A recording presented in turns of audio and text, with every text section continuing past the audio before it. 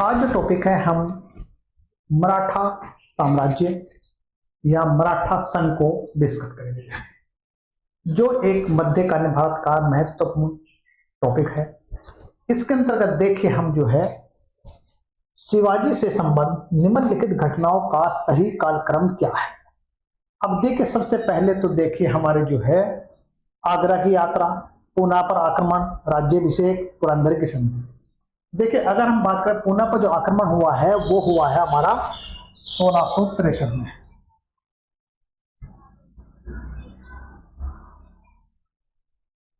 ठीक है, उसके बाद देखिए हमारा जो है राज्याभिषेक होता है 1674 में। ठीक है, उसके बाद पुरंदर की जो संधि होती है वो हमारी 1665 में।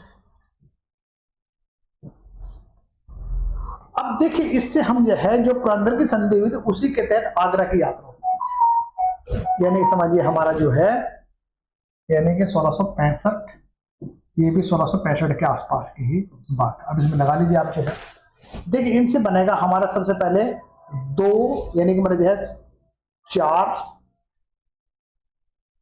1 और 3, मतलब जो है हमारा बी आंसर बन जाएगा। ये हमारा बी आंसर बन जाता है। अब देखिए अगर हम बात करते हैं मतलब जो है पूना पर आक्रमण जो है 1663 में मराठा छत्रपति शिवाजी ने पूना के सूबेदार सैयद खां को या सैयद खां से पूना जीत लिया था। ये मतलब पूना आक्रमण है। उसी के बाद पुरंदर की संधि 1665 में मुगल सम्राट औरंगजेब के सूबेदार जय सिंह और मराठा छत्रपति शिवाजी के मध्य हुई। इस संधि के तहत शिवाजी ने अपने 7 किले औरंगजेब को सौंप दिए और आगरा की यात्रा पुरंदर संधि के तहत शिवाजी अपने पुत्र संभाजी के साथ औरंगजेब के दरबार में पेश हुए। वहीं पर देखें हम जो है राज्याभिषेक की बात करते हैं। शिवाजी ने राज्याभिषेक रायगढ़ के किले में 16 जून 1674 को हुआ था। मतलब देखिए आगे नेक्स्ट क्वेश्चन है हमारा, मराठा काल में लिखी गई दासबोध के लेखक कौन है। देखिए मराठा काल में लिखी गई दासबोध के लेखक जो है देखिए वो है हमारे रामदास, यानी कि ये हमारा बी आंसर बन जाता है। बी कैसे बनेगा, देखिए हमारे जो है शिवाजी के गुरु समर्थ रामदास थे, जिन्होंने अपनी पुस्तक दासबोध में मराठा साम्राज्य का काफी अच्छी तरह से वर्णन किया है या उसको जो है उत्प्रेरित किया है। इसका आंसर बनेगा बी। नेक्स्ट, औरंगजेब इनके निम्नलिखित पुत्रों में से किसने अपने पिता के विरुद्ध मराठों से सहायता मांगी। यानी औरंगजेब किसके विरुद्ध में है, यानी कि यह है औरंगजेब के विरुद्ध अपने पिता के विरुद्ध मराठों से सहायता मांगी। देखिए ये देखिए यहाँ अकबर की बात करते हैं, हमारा आंसर बनता है अकबर ए। अब अकबर की बात करते हैं। देखिए औरंगजेब का विद्रोही पुत्र अकबर को मेवाड़ के शासक राज सिंह का सहयोग प्राप्त था और 1680 में ही राज सिंह की मृत्यु के पश्चात वह अपनी सहायता के लिए मराठा सरदार संभाजी के पास चला गया। यानी अकबर की बात हो रही है। तत्पश्चात सम्राट औरंगजेब की क्रूर नीति के कारण ही वह भागकर फारस चला गया और जहां उसकी 1704 में मृत्यु हो गई। देखिए अब देखिए मतलब जो है इसका आंसर मतलब एक। नेक्स्ट देखिए हमारा जो है निम्न में से कौन सा एक कथन हिंदू पद पादशाही शब्द को सही प्रकार से परिभाषित करता है। अब हिंदू पद पादशाही को परिभाषित करता है, देखिए आप जो है वो है मराठा साम्राज्य, यानी ये आंसर।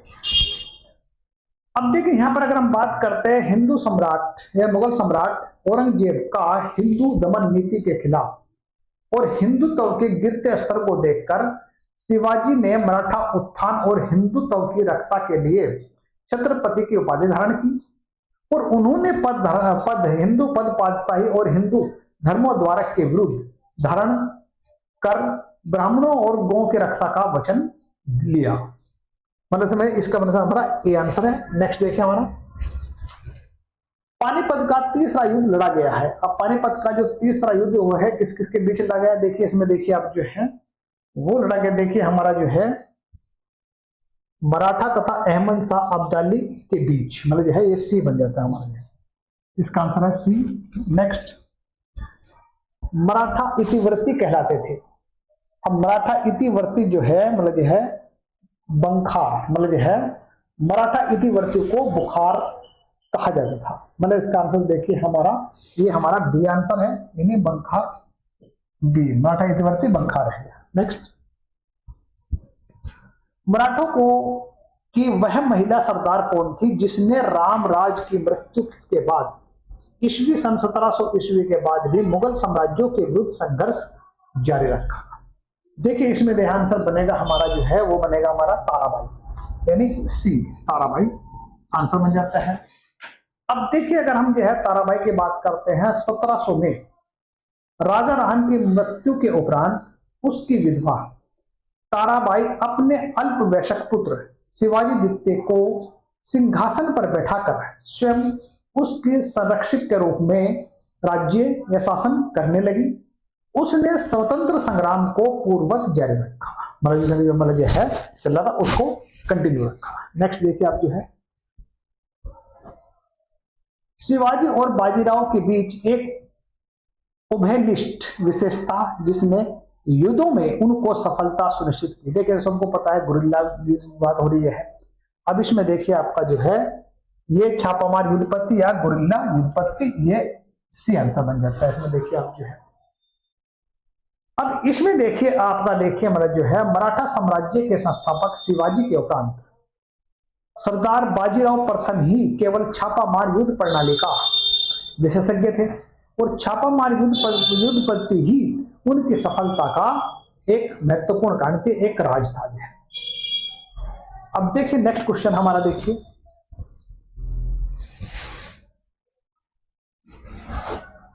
दादा कोंडदेव के विषय में निम्न में से कौन सा एक कथन सही है। अब दादा कोंडदेव की बात आ रही है, देखिए अब यह है वह शिवाजी की नियुक्त एक जागीरदार थे, वह शिवाजी के अत्यधिक मार्गदर्शक या दार्शनिक थे, वह शिवाजी के पिता की संपदा के प्रशासक थे, वह शिवाजी और मराठा राज्य के धार्मिक प्रमुख थे। देखिए वह शिवाजी के पिता की संपदा के प्रशासक थे, यानी कि इसका सी आंसर बन रहा था। देखिए आप जो है, अब देखिए जो है शिवाजी के पिता शाहजी ने शिवाजी और उनकी मां जीजाबाई को एक ब्राह्मण दादा कोंडदेव के संरक्षण में पूना में छोड़कर अपनी दूसरी पत्नी के साथ नई जागीर कर्नाटक चले गए थे और दादा कोंडदेव के प्रभाव में शिवाजी वीर और साहसी बन गए। मतलब इसका आंसर देखिए हमारा सी ये देखा। नेक्स्ट देखिए हमारा पुरंदर की संधि के विषय में निम्नलिखित में सही बताना आपको है। अब पुरंदर की संधि जो है हमारे जो है संधि 1665 में अनुष्ठित हुई, बिल्कुल सही है। संधि शिवाजी के औपचारिक राज्याभिषेक के पश्चात अनुष्ठित हुई, बिल्कुल सही है। संधि के परिणाम स्वरूप संभाजी को 5000 का मनसब दिया गया, ये भी ठीक है। संधि के परिणाम स्वरूप शिवाजी ने मुगलों को 23 किले दिए, ये भी ठीक है। संधि के परिणाम स्वरूप शिवाजी ने मुगल अधिपत्य स्वीकार कर। देखिए अब आगे बात करते हैं हम जो है अधिपत्य की बात करते हैं। इसमें देखिए आपका ये मतलब जो है आपका सी बनेगा, ये पांचवा अधिपत्य स्वीकार नहीं कहता, ये पांचवा गलत है, यानी इसका आंसर सी बन जाता है। मतलब जो है आपका सी, बाकी सही है। अब देखिए मतलब जो है हमारा जो है छत्रपति शिवाजी और मुगल सम्राट औरंगजेब के दूत जयसिंह के मध्य 22 जून 1665 को पुरंदर की संधि हुई। कब हुई थी?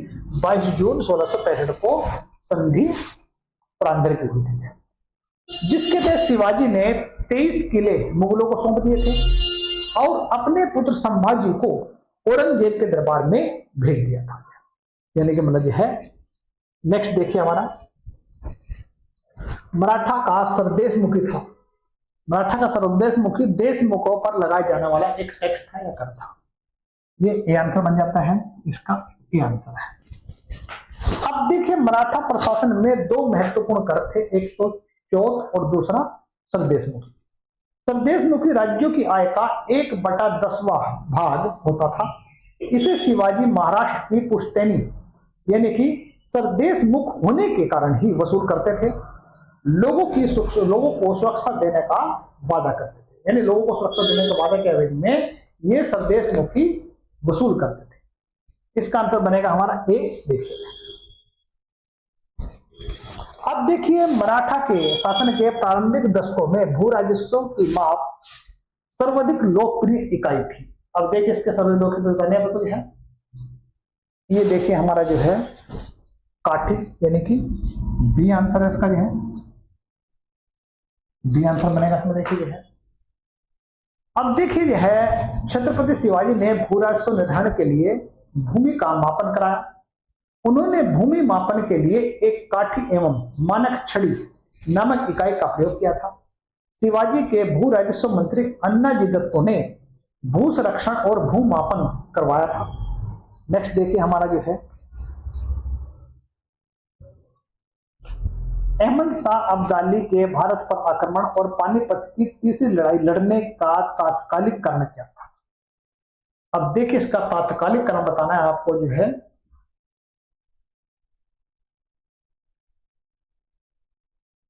वह मराठा द्वारा लाहौर से अपने वायसराय तैमूर शाह के निष्कासन का बदला लेना चाहता था। इसका देखिए यही बन जाएगा, ए ही बन जाएगा इसका आंसर। देखिए उसे जलंधर के कुट्टाग्रस्त राज्यपाल अदमिन बेग खान के ने पंजाब पर आक्रमण किया था। इसका देखिए आंसर बन जाएगा हमारा जो है ए, मतलब जो है ए आंसर बन जाता है। तत्कालीन कारण यही था। नेक्स्ट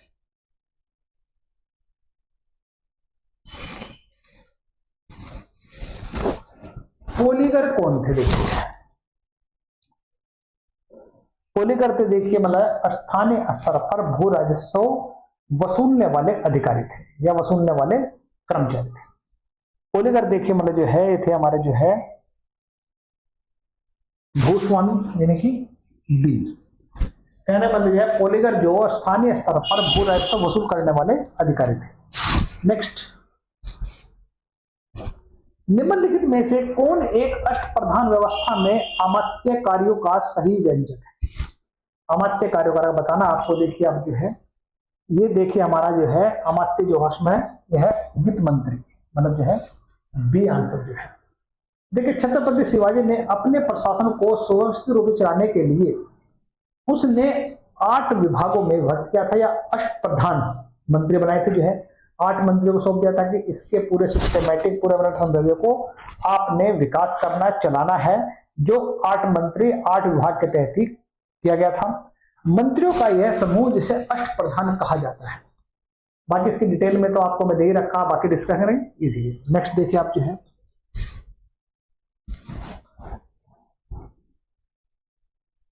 इसको मिलान करिए आप जो है। देखिए आप जो है जो मैं अष्टप्रधान की बात कर रहा था तो इसमें 4 तो यही आ जाएंगे है, ए बी सी डी। देखिए आप जो है इसको देखिए आप जो है सुमन जो थे विदेशी मामले, यानी कि ए का 4। उसके बाद देखिए हमारा जो है अमात्य राजस्व विभाग, बी का 3। उसके बाद देखिए हमारा जो है सचिव था राज्य के पत्राचार, यानी हमारा सी का 2। पंडित राव धार्मिक मामले का, यानी कि ए, यानी कि 4 3 2। देखिए जैसे पहले क्वेश्चन आया था जो प्रधान बताया 4 प्रधान जो है, बाकी तो अभी आ जाएंगे या बाकी तो अपने देख लीजिए उसको। ठीक, ये अगर हम डिस्कस करेंगे तो फिर बहुत लंबा बन जाएगा। ये देखिए अब इसका आंसर बनेगा हमारा ए, यानी कि ये आंसर हो गया हमारा। नेक्स्ट देखिए हमारे पास, अब देखिए इसमें भी इसको मिलान करना आपको जो है। इसमें देखिए आप जो है अमात्य जो था हमारा वित्त मंत्री था, मतलब जो है इसको लिख लीजिए ए बी सी।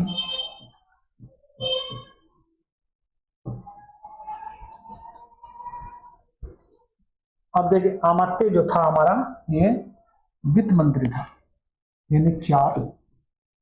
उसके बाद देखिए हमारा जो है दंड अध्यक्ष जो है ये हमारा एक धार्मिक प्रमुख था। सचिव जो था हमारा गृह सचिव यानी कि 2, सुमंत जो था हमारा जो है वो विदेशी सचिव यानी कि 3, 4 1 2 3, 4 1 2 3 मतलब बी आंसर बन जाता है हमारा, ये हमारा बी आंसर बन जाता है। नेक्स्ट देखिए आपका जो है, शिवाजी की अश्व सेना को कहते थे। देखिए आप जो है, शिवाजी की अश्व सेना को क्या कहते थे?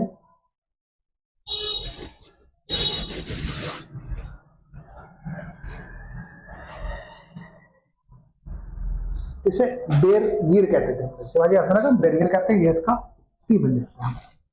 नेक्स्ट मिलान करिए इसको, देखिए आप जो है,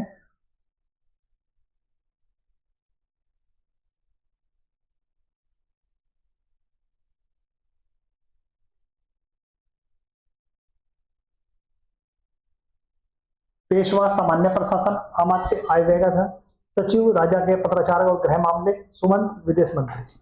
यानी देखिए पूरे मिले हुए हैं, इसका आंसर बन जाएगा हमारा 1 2 3 4, 1 2 3 4 में देखिए हमारा ये डी आंसर बन जाता है, ये हमारा डी आंसर है, ये डी बन गया हमारा।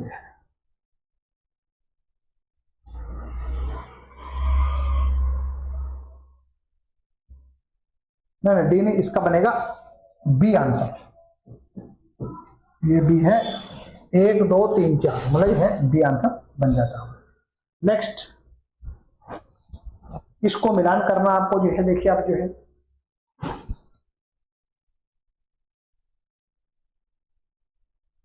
पेशवा देखिए हमारा जो है ये सामान्य पर्यवेक्षण की बात करते हैं। उसके बाद देखिए हमारा जो है पंडित राव, ये हमारा विद्वान अनुदान की बात करते हैं। उसके बाद देखिए हमारे पंत अमात्य, ये हमारे जो लेखा प्रेक्षक लेखे की बात करते हैं। उसके बाद सुमंत जो है हमारे देखिए ये हमारे विदेशी मामले हैं, यानी देखिए ये बन जाता है आपका सी बन जाता है, देखिए इसका ये बन जाएगा सी आपका जो है। नेक्स्ट निम्नलिखित में से कौन रोहेला सरदार अहमद शाह अब्दाली का विश्वास पात्र? रोहेला सरदार अहमद शाह अब्दाली का विश्वास पात्र था। देखिए इसमें देखिए हमारा जो है ये बनेगा हमारा जो है ये था नजीब खान, बी आंसर है। देखिए नजीब खान रोहेला सरदार अहमद शाह अब्दाली का विश्वास पात्र था, ये ध्यान रखिए। आगे नेक्स्ट,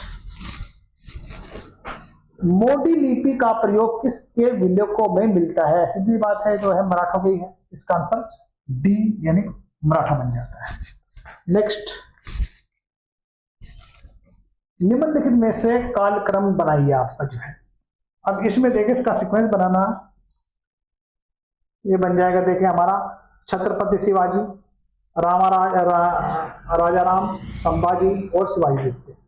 देखिए इसमें बनेगा हमारा सबसे पहले संभाजी, उसके बाद हमारे राजा राम, उसके बाद हमारे शिवाजी, उसके बाद छत्रपति शिवाजी, यानी हमारा बी आंसर बन जाएगा, ये हमारा बी आंसर हो गया। नेक्स्ट निम्नलिखित मराठा देवियों में जिसने 1700 ईस्वी में आगे मुगल साम्राज्य के विरुद्ध संघर्ष का नेतृत्व किया वह कौन थी? अब देखिए ये है ताराबाई, जो पिछले में डिस्कस कर चुके, पहले क्वेश्चन आ चुका है, इसका सी आंसर। नेक्स्ट किसके समय में मराठा राजा नाची हो गया और पेशवा वास्तविक शासक बन गया? इनमें एक तरफ देख समझिए आप जो है, ये समझिए आपको जो है इसका बनेगा बालाजी बाजीराव, यानी हमारा सी आंसर है। देखिए यहां पर जो है एक तरह से जो है मराठा साम्राज्य जो है सारी सत्ता जो है बालाजी बाजीराव के हाथ में आ गई थी, पूरे शासन डिवीजन बालाजी बाजीराव ने। देखिए इसमें इतने क्वेश्चन हैं, बाकी तो आपसे इसमें नेक्स्ट क्लास में